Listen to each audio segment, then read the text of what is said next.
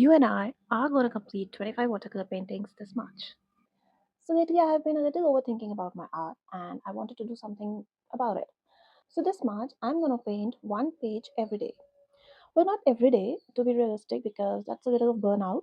So I'm going to paint almost every day and I have decided to keep a count. Well, I have decided to keep a count of 25. So let's say 6 paintings or 6 pages in 1 week. But I have a little rule for this. I'm going to stop at 10 minutes, even if the painting comes out to be imperfect, because that's the whole point. I don't want myself to overthink, I don't want myself to burn out. So basically, the rules are clear: 10 minutes, one sketchbook, one palette. Let's get started.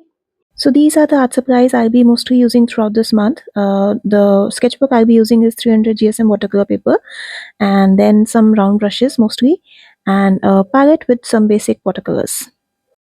So today I'm starting with something simple, maybe use wildflowers. No complicated composition, no detailing or sketching, just letting the brush move and create some petals with the brush directly.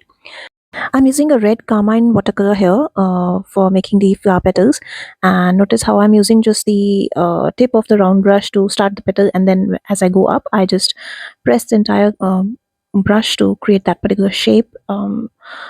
This one is looking like a heart. I think the center one, I need to work on that also. I'm creating some tiny flower petals here and there just to give variation in the shape of the petals and the size of the flowers as well, just to make the piece look more interesting.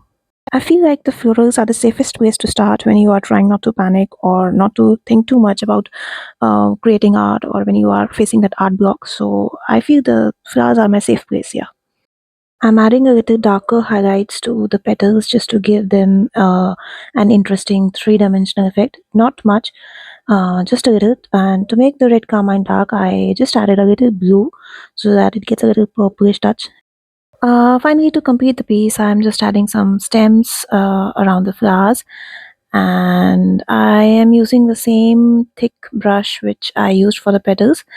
You can use a thinner brush if you want, but I just wanted to continue with the brush because it has a very fine tip. So I think I could do it. Um, Adding some last minute details to the flowers, where I feel should have been better. And yeah, I think we are almost done. Before we call it a day, let's splatter some red color across the painting. So just to make it a little more magical, you can skip this step, or you can add your own little variation, whatever you want. And that was day one. If you are joining along, I'd love that. Comment much below so that I get to know that you're joining me. I'll see you tomorrow for day two. Bye bye.